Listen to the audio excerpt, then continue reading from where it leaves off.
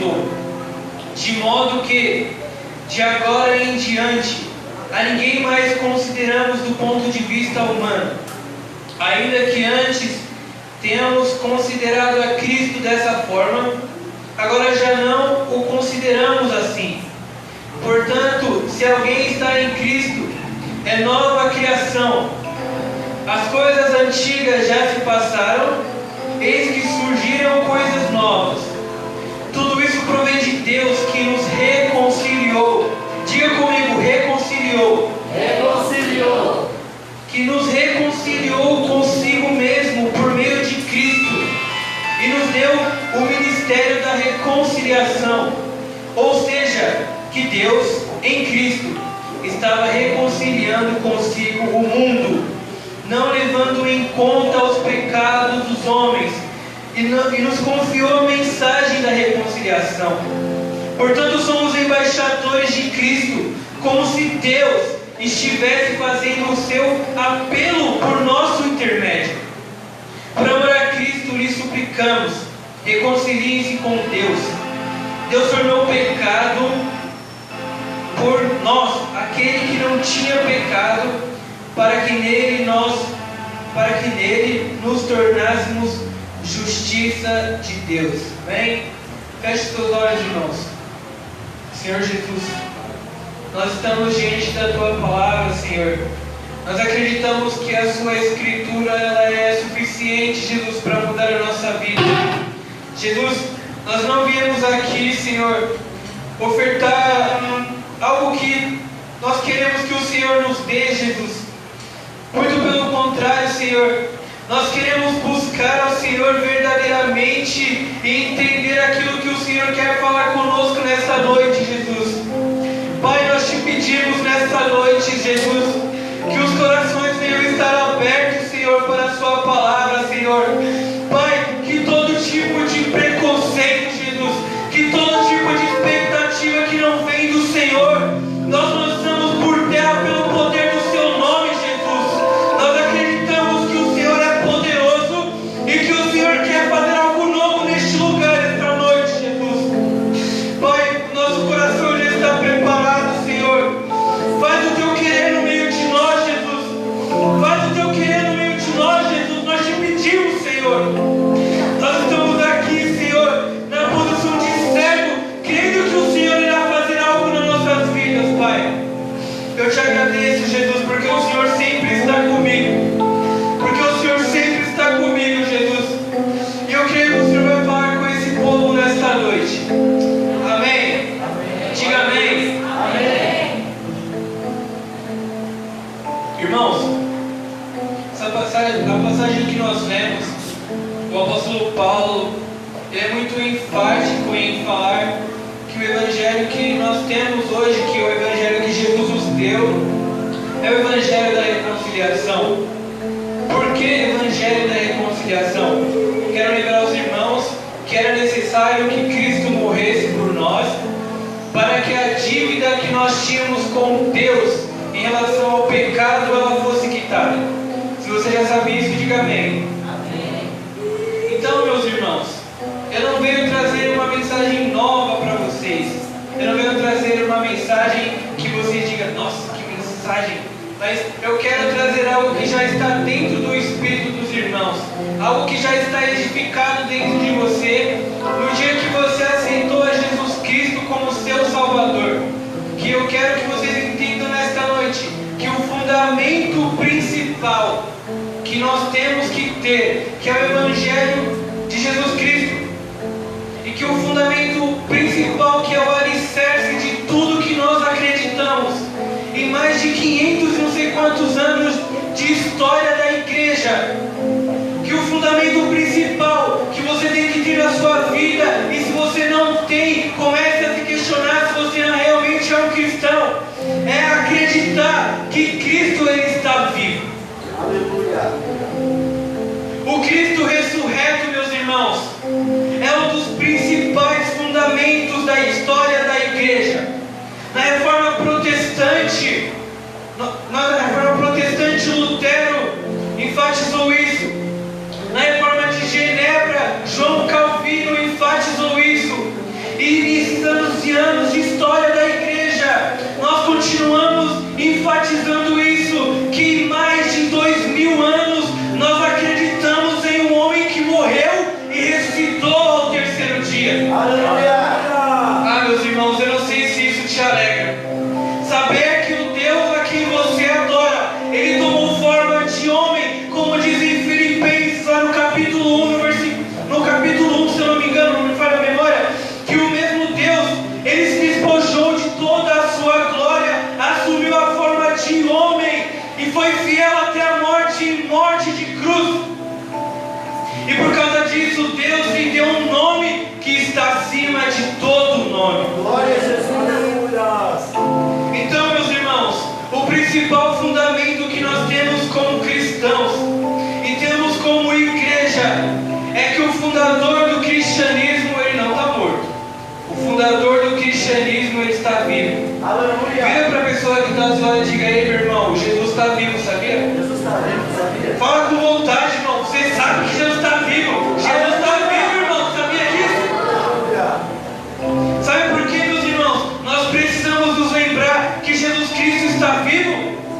Porque quando nós andamos por este mundo, conforme nós vamos vivendo a nossa vida, nós perdemos os olhos de quem nós deveríamos estar com eles fixados.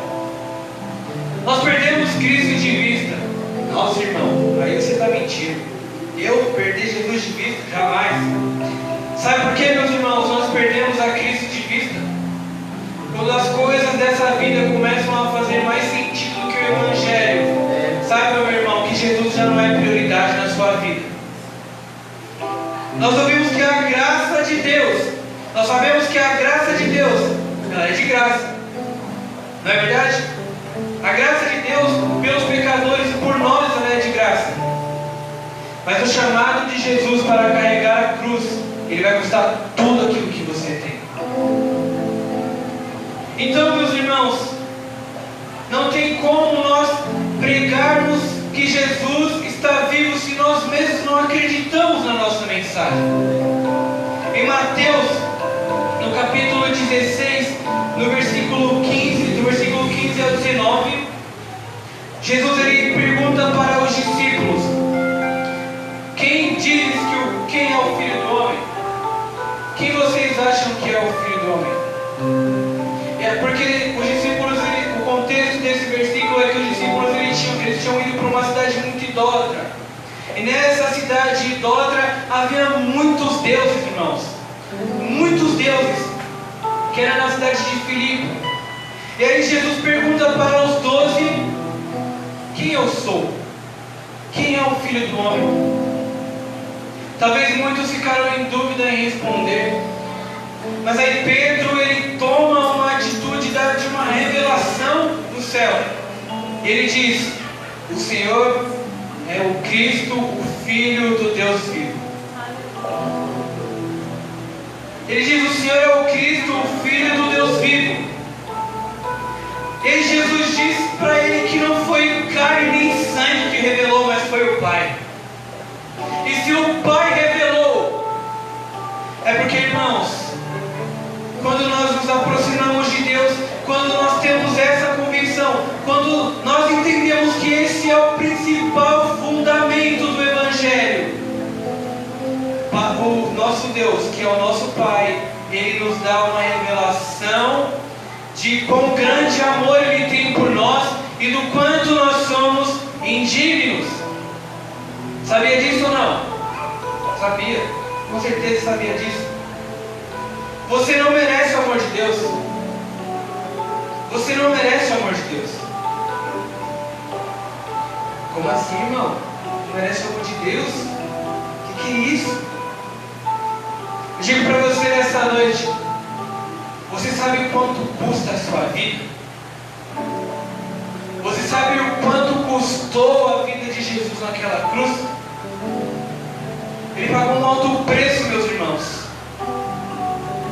E o que me questiona e me quebra todas as vezes que eu penso que nós seres humanos somos tão orgulhosos, que nós somos tão egoístas no nosso relacionamento com Deus, é que quando Jesus ele vem Ele fala para o Senhor Deus, ele fala: Pai, afasta de mim esse cálice. Mas aí ele fala algo que nós temos que ter no nosso relacionamento com Deus. Mas todavia, Pai, não seja feita a minha vontade, mas seja feita a tua. Glória a Deus. Irmãos, quantas vezes nós viemos para a igreja, nós vivemos uma vida de relacionamento com Deus rasa. Nós vivemos uma vida de relacionamento com Deus de qualquer maneira.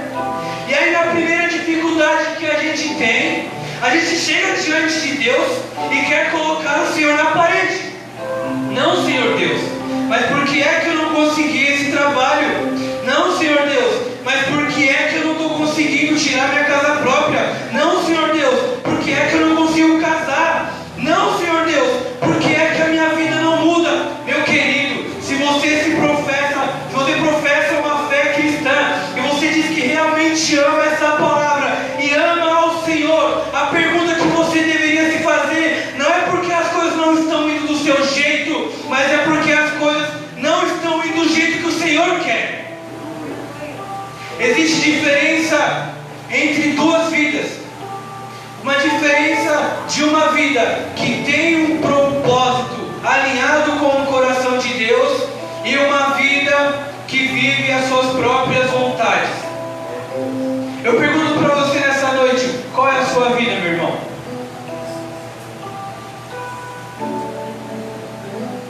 Jesus mudou a mensagem toda, gente. Eu ia falar outra coisa.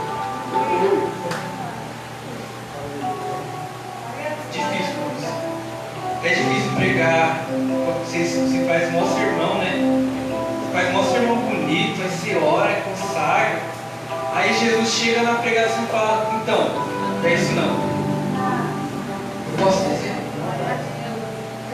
Irmãos, quando Cristo ele se torna o fundamento da nossa vida, quando Cristo ele é o pilar de tudo que nós temos e tudo que nós somos, nós realmente começamos a entender o que é o Evangelho.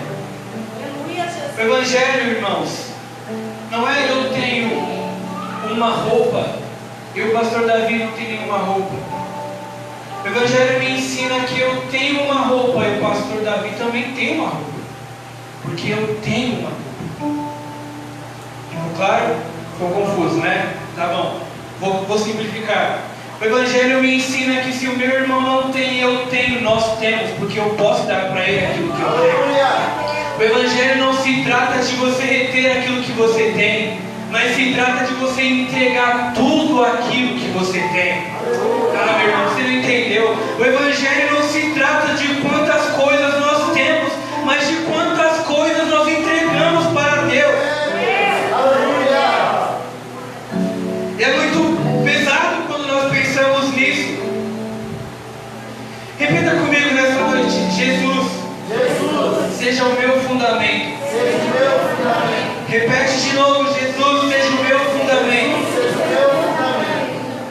Irmãos, no livro de Pedro, o apóstolo Pedro ele faz uma referência a Jesus como a pedra principal, a pedra de esquina, a pedra angular. No livro de Lucas, lá nos primeiros versículos, Jesus ele vai ser apresentado lá no templo, conforme a tradição judaica, que no 8º dia de nascimento a criança ela tinha que ser apresentada ao Senhor. E aí Jesus, ele era um bebezinho, e aí Maria está levando ele com José para o templo. E aí um homem chamado Simão lá no templo, ele olha Jesus, ele contempla aquela criancinha. E aí ele fala uma das profecias mais pesadas da Bíblia, que é a seguinte: esse homem, esse menino, ele vai ser pedra de edificação para muitos, mas também para muitos ele vai ser uma pedra de tropeço. Sabe, meus irmãos, quando Cristo ele veio à terra, ele proporcionou ao homem uma oportunidade. Na verdade, uma oportunidade, não. Ele veio proporcionar uma garantia de salvação para o homem. E muitas das vezes nós achamos que o serviço de Jesus só foi se entregar por nós. Não, meus irmãos. Não é isso. Nós não podemos viver pensando que Deus está lá e eu estou aqui. Nós temos que ter um relacionamento com Cristo. O nosso Deus, Ele é um Deus de relacionamento, irmãos. Aleluia. Então, eu digo para você, não adianta você vir aqui todo domingo, na segunda, na terça e na quarta, e não ter um relacionamento com Deus. Não adianta, meus irmãos, você vestir uma camisa de crente, de cristão, falar que tem os valores da Bíblia, mas você não conhece a Deus de verdade. Aleluia. Irmãos, nós não estamos em um período em que nós temos que brincar de conhecer a Deus. Nós temos que conhecer a Deus de verdade. Eu quero te dar um choque nesta noite. Ontem, eu faço parte de um movimento chamado Revival. Tudo começou com uma vigília, e aí depois o Senhor foi nos levando para outras coisas, e aí nós começamos a fazer ações sociais. E aí nós fomos para a Praça da Sé, nós começamos lá na Praça da Sé. Para a glória de Deus, nós começamos a evangelizar aqueles moradores de rua, sondando para ver qual deles quer sair daquela situação, sabe? Quer mudar de vida. E graças a Deus, irmãos, nós já conseguimos colocar 4 pessoas numa casa de reabilitação. Glória a Deus. Mas enquanto isso, irmãos, enquanto nós estamos fazendo alguma coisa básica para o reino de Deus, o inferno ele marcha com grande fervor, matando muitas pessoas. Sabe, muitas pessoas têm descido à sepultura. Durante essa pandemia mesmo, muitas pessoas perderam as suas vidas sem conhecer a Deus, irmãos. Se o evangelho que eu tenho e você tem não é anunciado para ninguém, que evangelho é esse? Não tem como, irmãos, você falar que conheceu a Jesus e viver de uma maneira egoísta. Não tem como, irmãos. Por que eu falo isso? Repetindo novamente, Jesus do Getsemane, Senhor, afasta de mim esse cálice, mas que seja feita a tua vontade, não a minha, Pai. Seja feita a tua vontade, não a minha, Pai. Jesus, quando ele ensina a orar, ele começa dizendo, irmãos, a oração do Pai Nosso é a oração mais para o outro do que para a gente. Vocês sabiam disso? Porque Pai Nosso que estás nos céus, santificado seja o teu nome, venha a nós o teu reino, seja feita a tua vontade, assim na terra como é no céu. O restante você sabe. Se você não sabe, irmãos, difícil, hein? Mas eu quero te dizer, meus irmãos, nós precisamos conhecer Jesus. Jesus precisa ser o fundamento da nossa vida. Nós precisamos conhecer a Deus de maneira verdadeira. Porque eu tenho uma coisa muito dura para te dizer. Nos últimos dias, ou o Senhor ele vai ser uma pedra de edificação para a sua vida, que você vai morar lá na cidade santa, você vai ceiar com Ele, ou Ele vai ser uma pedra de tropeço para você, e você vai ser condenado, porque você virou as costas para Ele, amou mais as trevas do que amou a luz. Aleluia. É duro de ouvir isso, não é? Mas sabe o que é o mais duro? Você viver uma vida toda maravilhosa aqui na terra, chegar no último dia e ouvir do Senhor: apartai-vos de mim, porque eu não te conheço.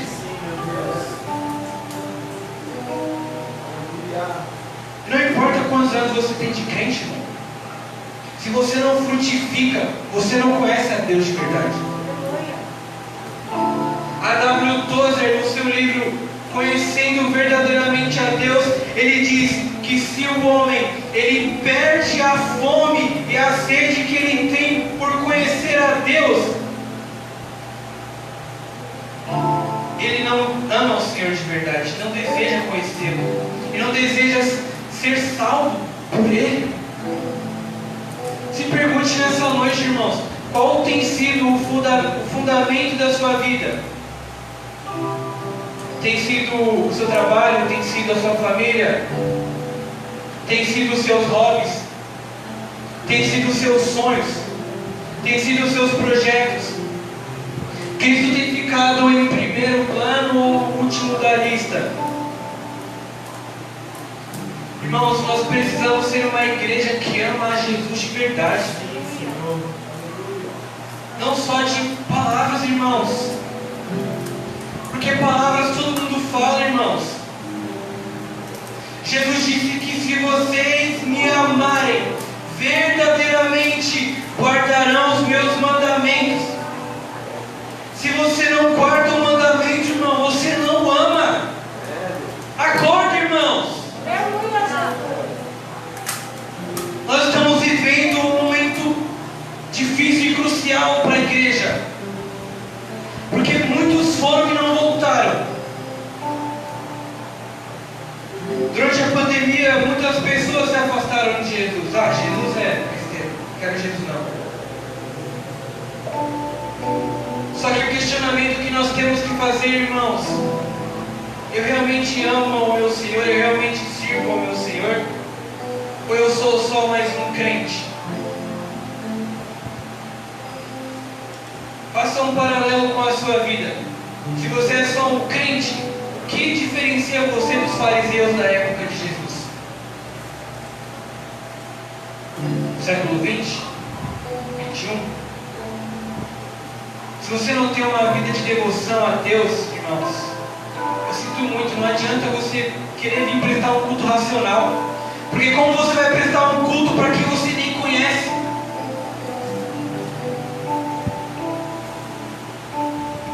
Dura essa mensagem, né? Preparei outra coisa, gente.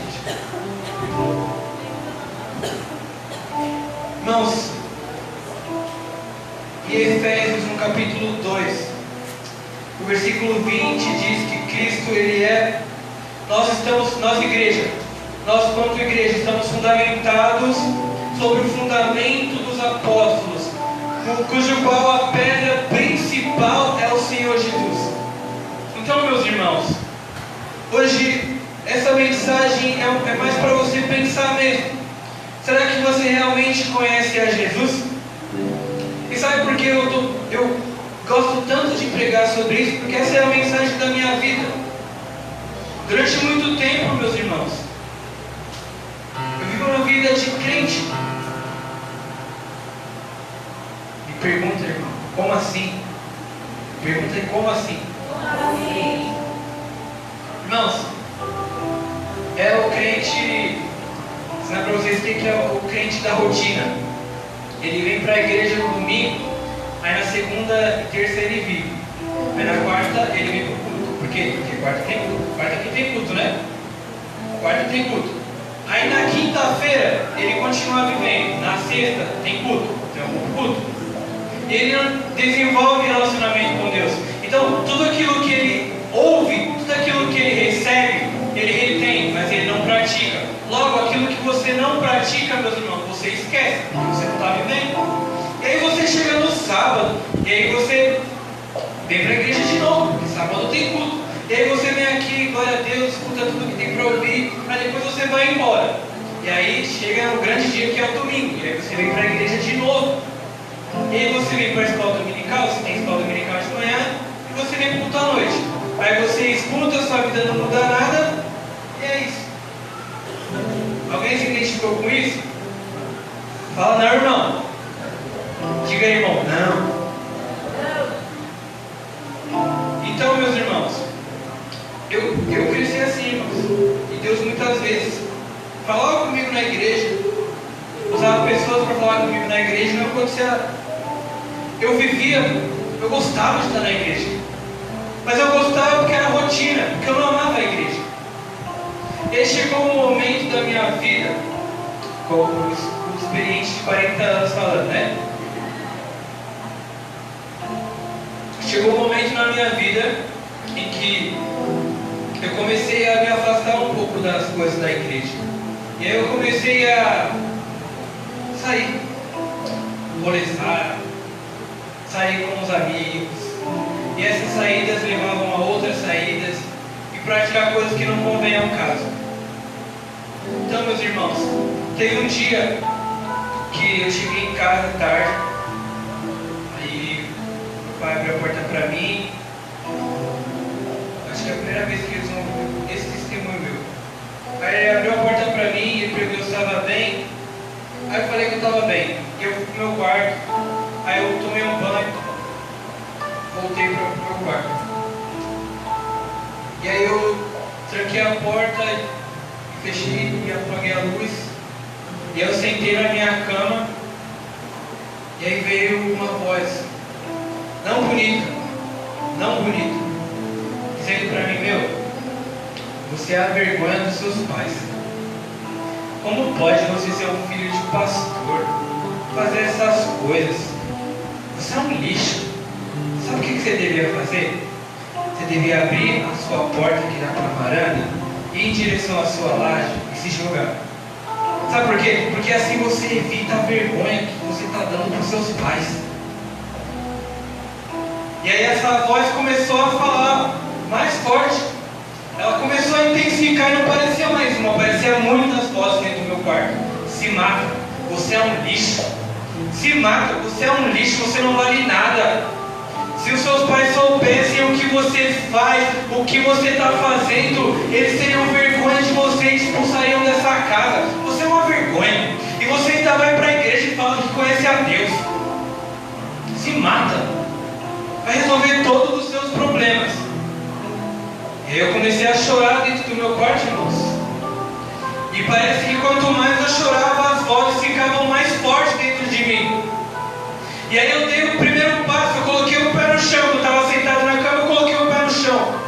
E aí eu fiquei em pé. E a voz continuou me incentivando: vai, não desiste não, seu covarde, vai até o fim. E aí eu comecei a tremer dentro do meu quarto. E eu pensava: Jesus, eu não quero fazer isso. E a voz continua, vai, se joga. E aí dentro de mim eu comecei a questionar: meu, o que eu faço? Porque eu não estou conseguindo me mexer. E aí a voz continuou. Aí teve um momento que ela diminuiu. Quando ela diminuiu, eu me joguei no chão. E quando eu me joguei no chão, eu comecei a chorar, pedindo perdão a Deus por tudo que eu tinha feito. Típico, né? Na hora H você lembra de Deus. E aí, meus irmãos, eu estava no chão chorando. E aí aconteceu a coisa mais extraordinária da minha vida. Eu senti o homem entrando no meu quarto. E eu estava jogado no chão. E aí o Espírito Santo, ele colocou a mão atrás de mim aqui.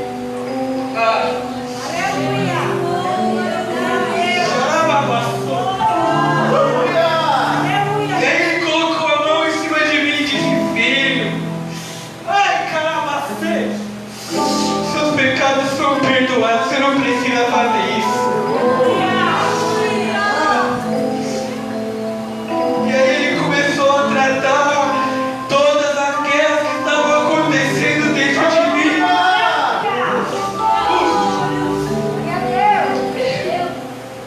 Ele me disse: levanta. Ele disse: Saul, levanta. Você vai mudar de vida. E aí aquela presença entrou dentro do meu quarto. O Espírito Santo entrou dentro do meu quarto. E depois de ele ter falado essas coisas comigo, eu me levantei. E eu nunca mais fui a mesma pessoa, irmãos. Glória a Deus! Louvado seja teu nome, Senhor!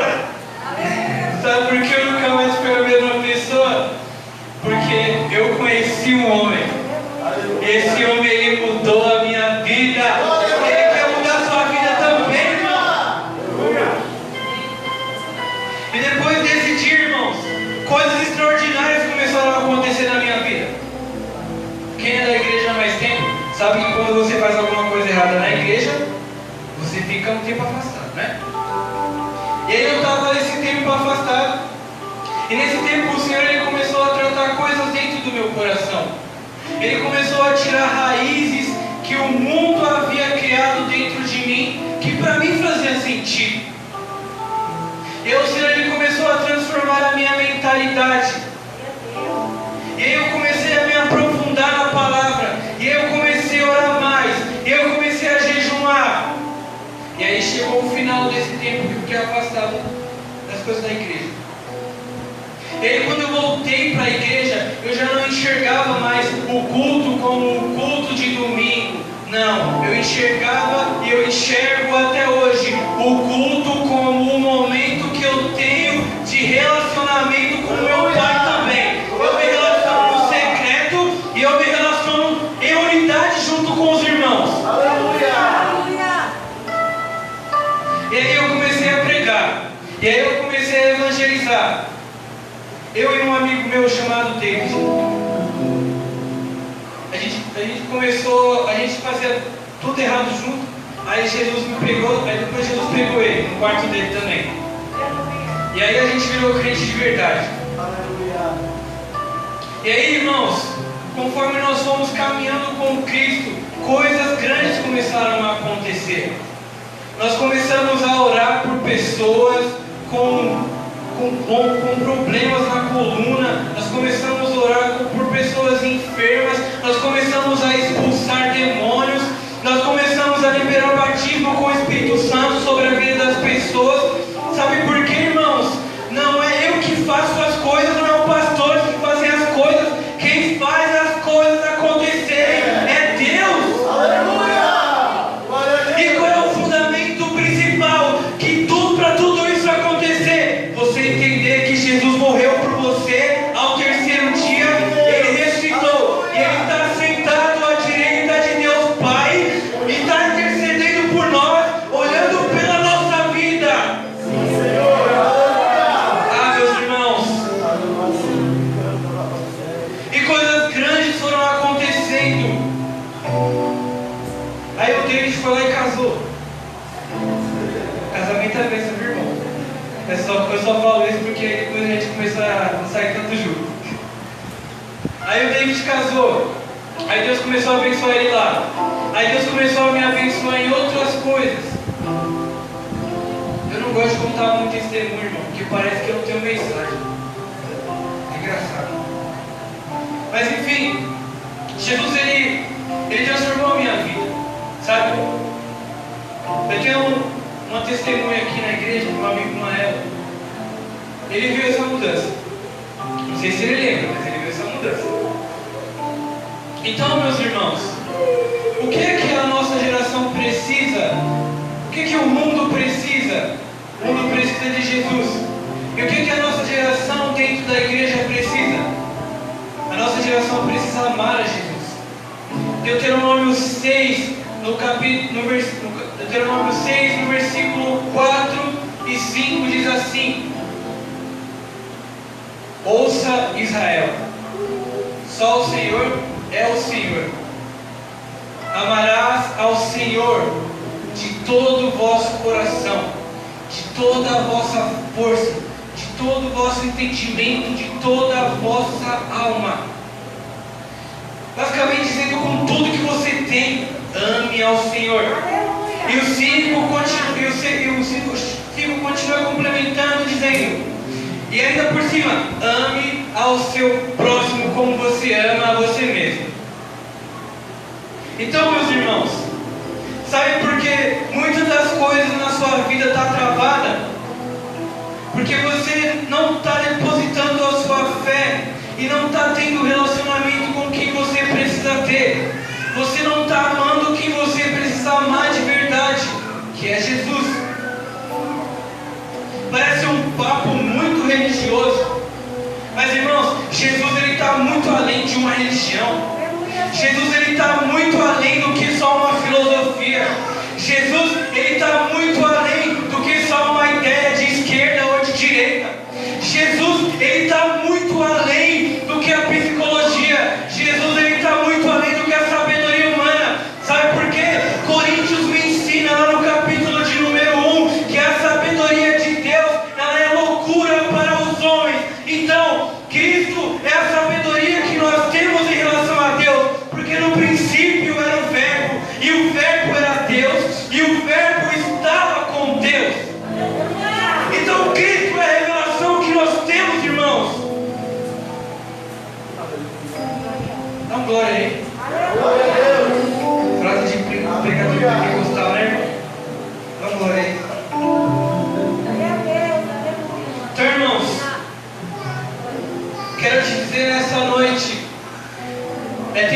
você alicerçar a sua casa sobre a rocha. Em Mateus, no capítulo 7, Jesus ele conta uma parábola de um homem sábio e de um homem imprudente. Porque o homem sábio ele edificou a sua casa sobre a rocha, e o homem imprudente ele edificou a casa sobre a areia. Então, quando as ondas vieram sobre a casa do homem que tinha edificado ela sobre a areia, o que aconteceu, irmãos? A casa caiu. A casa tombou. A casa não teve fundamento, não teve estrutura para se manter de pé. E quando as ondas vieram sobre a casa do homem sábio, a onda bateu e a casa continuou de pé. Há um mistério muito profundo dentro dessa parábola.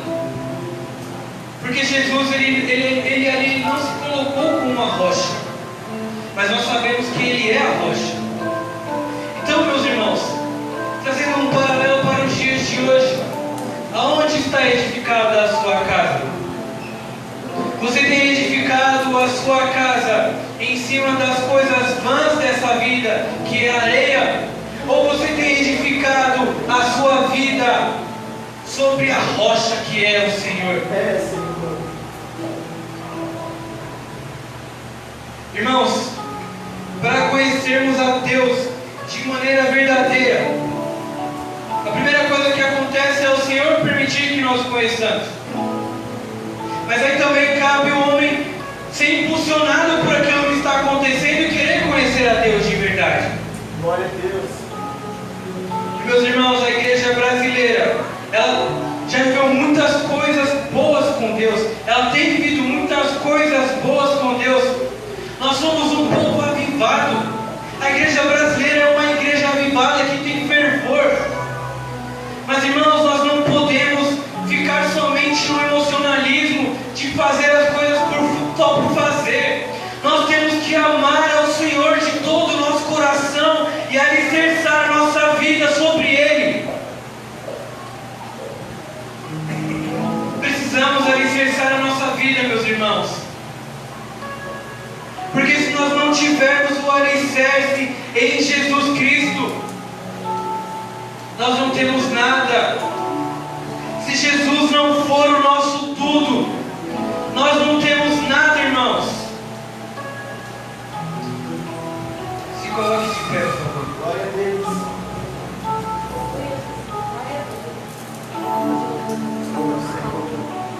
Irmãos, talvez você já viu o Evangelho de uma maneira muito intensa, de uma maneira que você não consegue descrever o tanto de coisa que você já viu dentro do Evangelho. Mas durante essa sua caminhada, você se perdeu. Mas eu tenho uma coisa para te dizer nessa noite também. Hoje é a noite de o Senhor resgatar aquela marcha que você deixou esquecida. Hoje é a noite que o Senhor Ele quer tocar você mais uma vez, para você chegar aonde Ele quer te levar. Hoje, irmãos, é a noite em que você vai querer conhecer a Deus de verdade. Hoje é a noite em que o Senhor Ele vai derramar água sobre os sedentos, como escrito em Isaías.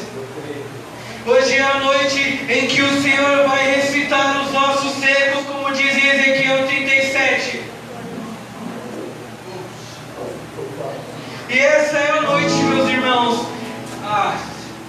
Eu sinto o rio de Deus aqui, meus irmãos. Aleluia! Sabe, eu sinto um rio muito grande de Deus aqui. Irmãos, de verdade mesmo, não perca a oportunidade que você tem hoje de se entregar para Deus de maneira verdadeira. Eu saí de casa hoje e eu falei: Jesus, eu quero liberar algo sobre essa igreja, porque eu acredito, Jesus, que essa igreja acontecer ainda. E Jesus, o Espírito Santo colocou no meu coração que é chegado um novo tempo de coisas novas dentro deste lugar. Que muitas das terras que ainda não estão alinhadas com o propósito do Senhor, Ele vai começar a alinhar. Que aquilo que ainda não começou a frutificar, o Senhor me disse dentro do meu interior que vai começar a frutificar.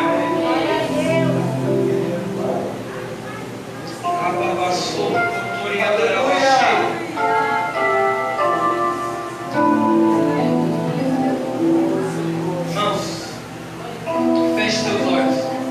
Por favor, esqueça que eu estou falando agora. Feche os seus olhos. Estenda sua mão como um sinal que você fosse receber um presente nesta hora.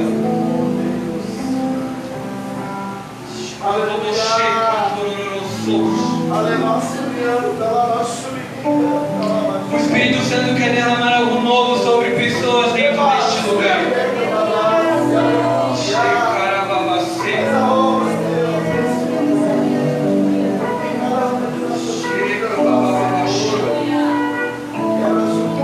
Irmãos, comece a orar pela sua vida neste momento.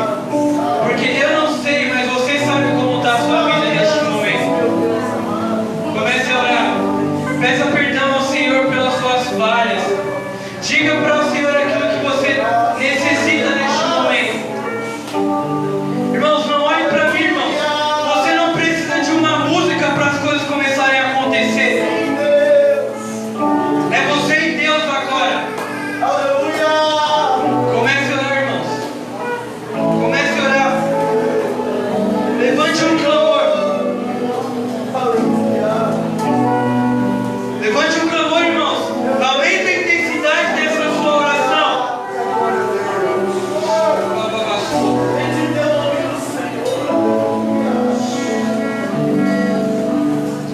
Vamos, irmãos.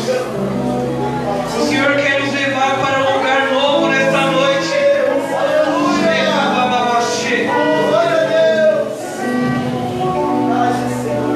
Sim, Espírito Santo.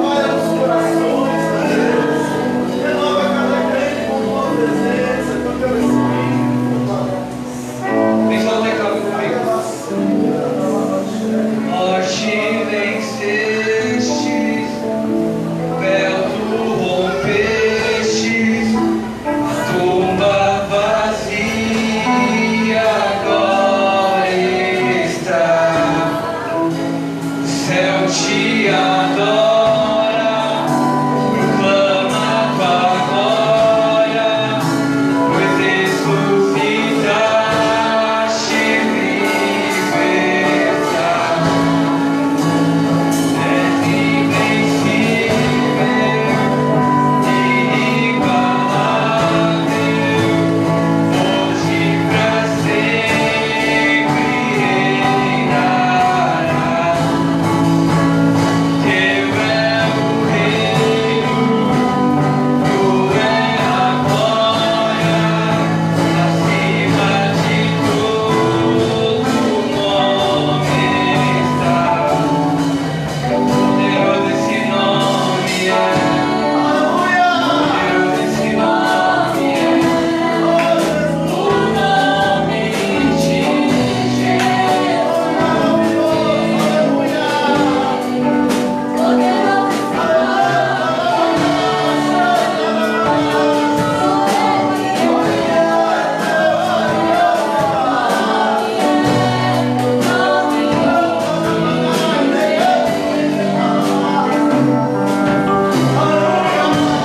Irmãos, Jesus tem colocado no meu coração uma coisa aqui. Existem algumas pessoas que estão aqui nesta noite.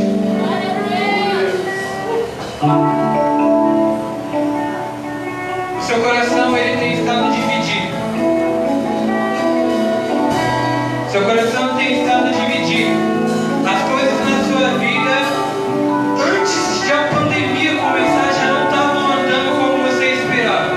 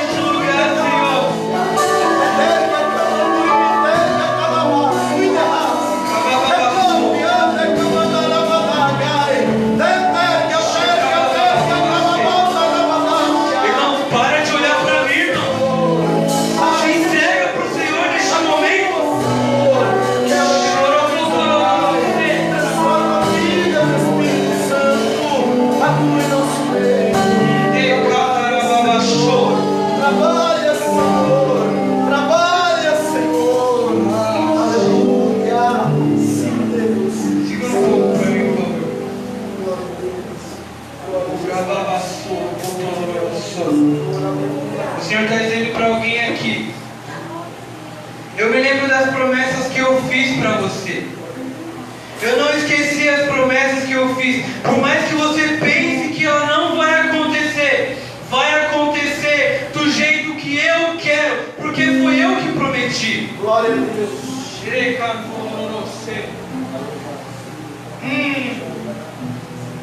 Existem coisas que estão impedindo aquilo que eu quero fazer. Coisas que você tem colocado.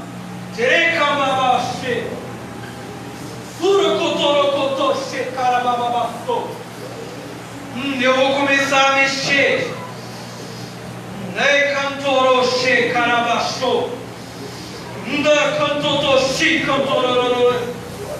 Vai começar a ser do meu jeito agora.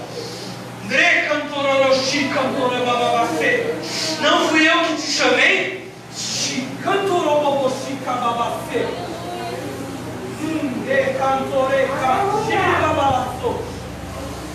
Eu vou começar a alinhar.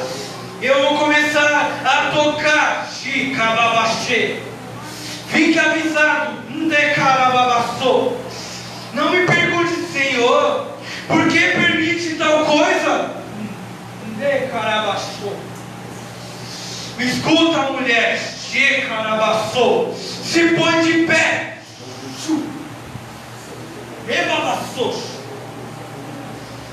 Se põe de pé. É a palavra do Senhor para você nessa noite, minha irmã. Se você está duvidando que é Deus que está falando com você, porque está saindo da minha boca, o Senhor vai te dar um sinal essa semana.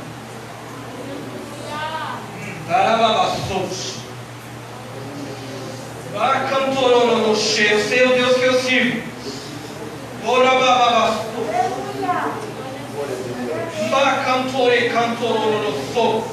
Como pode falar vestido desse jeito?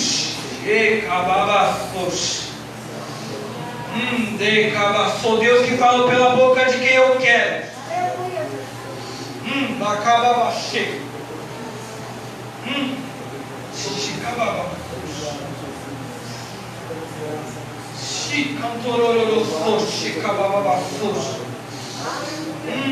Espírito Santo.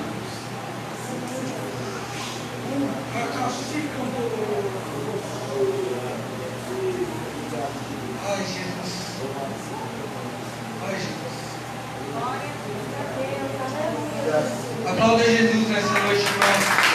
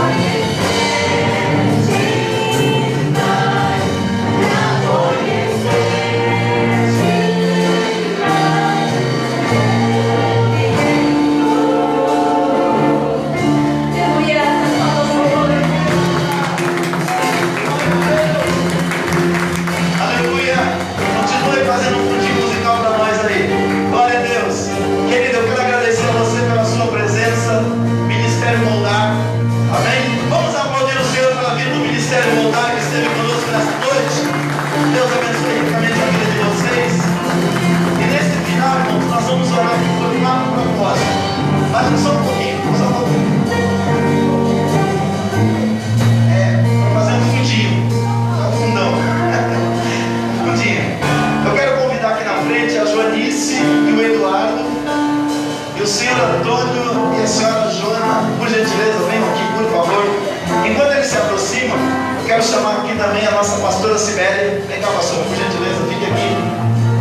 Irmãos, a pastora Cibele, a partir de hoje não, a partir dessa semana, que ela já passou a semana inteira aí trabalhando com os nossos jovens, ela está assumindo a coordenação dos nossos jovens aqui. Eu posso ouvir um amém? Então, a partir de hoje, em nome de Jesus, nós vamos orar por ela, abençoar a vida dela, porque tem espinho na rosa, mas a rosa cheira, viu? Amém?